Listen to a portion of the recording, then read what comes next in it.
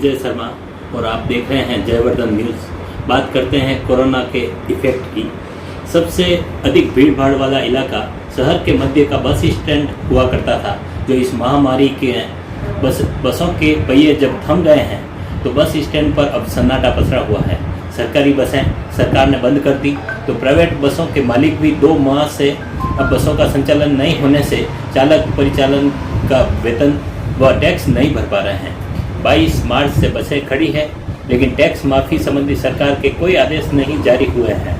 इस पर बस मालिकों ने अब बसों की आरसी व परमिट सहित अन्य सभी दस्तावेज परिवहन विभाग में जमा कराने की अर्जी लगा दी है। राजस्थान की सबसे पहले राजसमंद जिले में यह शुरुआत हुई और एक ही दिन में 150 से अधिक आरसी परिवहन विभाग में कार्यालय में जमा करवा दी गई है। इसके चलते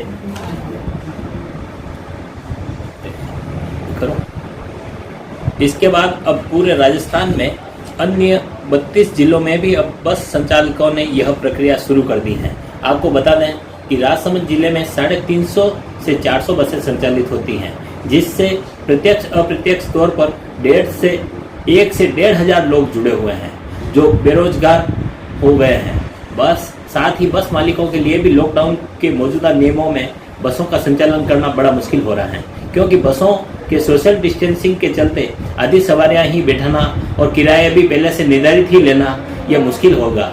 ऐसे में भविष्य में ग्रामीण रूट पर चलने वाली बसों के संचालन पर भी खतरा मंडराने लगा है। बस संचालकों ने यह तक कह दिया है कि अब ग्रामीण रूट पर बसें नहीं चल पाएगी। शायद बच्चे किताबों में ही पढ़ेंगे कि गांवों में भी कभी बसें चला करती थी। बस संचालकों द्वारा आरसी के साथ अन्य दस्तावेज जमा कराने की कार्रवाई के बाद राजसमंद का परिवहन विभाग भी हरकत में आ गया। राजसमंद जिला परिवहन अधिकारी अनिल पंड्या ने भी बस संचालकों के दस्तावेज जमा करने की कार्रवाई शुरू कर दी। परिवहन अधिकारी ने बताया कि 31 मार्च तक जिन बस संचालकों ने टैक्स जमा करवा दिया है, वे सभी बस संचालक अपने अपने दस्तावेज परिवहन कार्यालय में जमा करवा दें। इसको लेकर परिवहन विभाग कार्यालय में बस संचालकों की काफ़ी चहलकदमी बढ़ गई। हालांकि प्राइवेट बस एसोसिएशन कांकरोली के पुराना बस स्टैंड कांकरोली स्थित कार्यालय पर बसों के दस्तावेज संग्रहित करने की कार्रवाई भी काफ़ी जोरों पर चल रही है। एसोसिएशन से जुड़े पदाधिकारी व बस संचालक अपनी अपनी बसों के दस्तावेज का विशेष फोल्डर बनाकर परिवहन कार्यालय में जमा करवा रहे हैं। विभिन्न मांगों को लेकर बस संचालकों ने जिला कलेक्टर को एक ज्ञापन भी सौंप दिया है। लगभग 300 से ऊपर स्टेज कैरी की बसें संचालित होती है, जो ग्रामीण सेवाओं के अंदर अपनी सेवाएं देती है। 22 मार्च 2020 से लॉकडाउन हुआ, उस दिन से लगाकर आज दिनांक तक सरकार द्वारा हमारी वाहनों के ऊपर खड़ी वाहनों का टैक्स वसूली की कार्रवाई की जा रही थी, जिस पर हमने कई बार अनेक पत्र परिवहन अधिकारी को लिखे। इस पर आज जिला परिवहन अधिकारी राजसमंद के समक्ष हमने ज्ञापन प्रस्तुत करके उनसे निवेदन किया तो हमारी बसें लॉकडाउन के अंदर सरकार के द्वारा संचालित करने से रोकी गई है। और राजस्थान मोटर वाहन कराधान नियम 1951 की धारा 25(1) के तहत यदि किसी जिला परिवहन अधिकारी या सक्षम अधिकारी सक्षम न्यायालय द्वारा वाहन संचालन को बंद कर दिया जाता है तो कानूनन उसके ऊपर आप टैक्स नहीं ले सकते। तो इस नियम की हमने आज डीटीओ साहब से चर्चा करी। डीटीओ साहब से चर्चा करने के बाद वो इसके ऊपर सहमत हुए और सहमत होते हुए उन्होंने अपने उच्चाधिकारी से वार्ता कर इस संबंध में निर्देश लिए। तो उच्चाधिकारी प्राप्त निर्देश के अनुसार जिस किसी भी वाहन का 31 मार्च 2020 तक संपूर्ण रूप से कर जमा है, ऐसी वाहनों के पेपर नॉन यूज सरेंडर करने की स्वीकृति उच्चाधिकारी द्वारा दे दी गई है। इसके तहत private bus owner society Rajsamand ने संपूर्ण जिले में संचालित 300 स्टेज कैरिज बसों में से 165 बसों की आरसी और पेपर आज सरेंडर करा दिए हैं और सरकार को ये बता दिया है कि आने वाले लॉकडाउन खुलने के पश्चात भी हम हमारी वाहनों का संचालन नहीं कर पाएंगे। उसके पीछे प्रमुखतया लॉकडाउन के जो कानून बने हुए हैं, सोशल डिस्टेंसिंग से सवारी बैठाना, आधी सवारी बैठाना और बसों को सैनिटाइज करवाना, मास्क लगवाना, हर सवारी का प्रत्येक का ध्यान रखना, ये मोटर मालिक के बस के बाहर की बात है। दूसरा, सोशल डिस्टेंसिंग के नियम के चलते हुए किराया किसी भी यात्री से हम ज़्यादा नहीं ले सकते हैं और नहीं हमारा लेने का कोई विचार है। पहले से जनता त्रस्त और परेशान है। ऐसी त्रस्त और परेशानी के अंदर हमने सरकार से किराया बढ़ाने की मांग इसलिए नहीं करी, हमने सरकार से केवल हम जायज़ मांगे रखी कि हमारी वाहनों का टैक्स माफ किया जाए।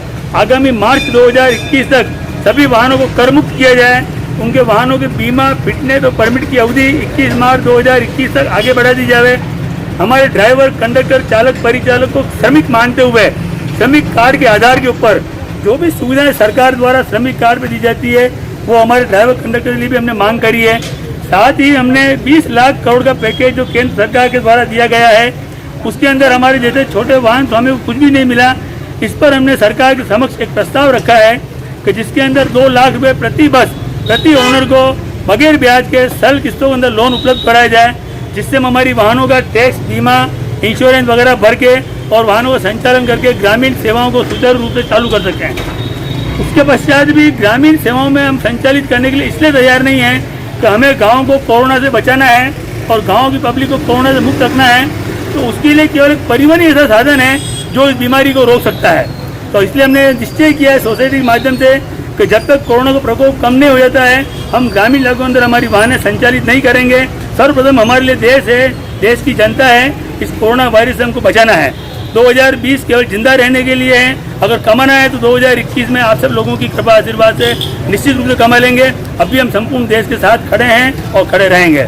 धन्यवाद। लॉकडाउन के बाद में अपने कितना व्यवसाय प्रभावित हुआ है इन बसों का, पूरे जिले भर का?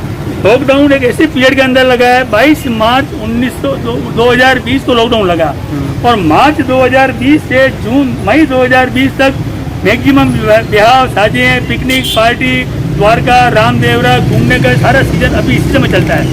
ऐसी स्थिति के अंदर जहाँ तक मैं सोचता हूँ राजसमंद ड्राइवर दोनों सोसाइटी के अंदर 300 गाड़ी है और कम से कम हमारे को 20 से 25 करोड़ रुपए का नुकसान हमारे को इस व्यवसाय के अंदर हो गया है।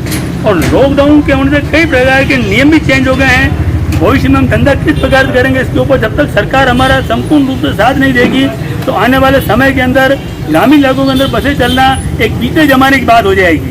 जहाँ बच्चे इतिहास में लिखेंगे तो हमारे पुराने जमाने के अंदर बसें चलती थी। आज सरकार सच्चे मन से बसें चलाना चाहती है और ग्रामीण सेवा को सस्ती और सुलभ सेवाएं उपलब्ध करवाना चाहती है, तो हमारी मांगों के ऊपर ध्यान लगाएं, हमारी मांगों को आप उससे स्वीकार करें। हम सदैव सरकार के साथ हैं, हमने सदैव सरकार का साथ दिया है और आज भी हम सरकार के हर कदम के साथ खड़े हैं। परंतु हमें भी हमारे बच्ची के भरण पोषण और शिक्षा के लिए सरकार की तरफ आस करना जरूरी है। इससे आज तक हमने कुछ मांगे मानी हैं और हमें पूरा विश्वास है हमारी जायज़ मांगों को सरकार ध्यान देगी और हमें राहत दिलाएगी। इस व्यवसाय से कितने व्यवसायी है, चालक है, परिचालक, कितने लोग जुड़े हुए हैं जिले भर में? मोटर व्यवसाय एक ऐसा व्यवसाय है जो संपूर्ण भारत के अंदर सबसे अधिक रोजगार उपलब्ध करवाता है। कोई पढ़ा लिखा है तो भी रोजगार मिलता है, अगर बगैर पढ़ा लिखा है तो वो भी हमारे पास, हमारे मोटर मालिक के पास आता है। हम उसे ड्राइवर बनाते हैं, खलासी बनाते हैं, कंडक्टर बनाते हैं। एक बस से लगभग 8 से 10 परिवार का गुजारा होता है। और ऐसी स्थिति के अंदर हमारे राजसमंद जिले के अंदर 500 से ऊपर बसें हैं, 20,000 परिवार इससे प्रभावित हुए हैं।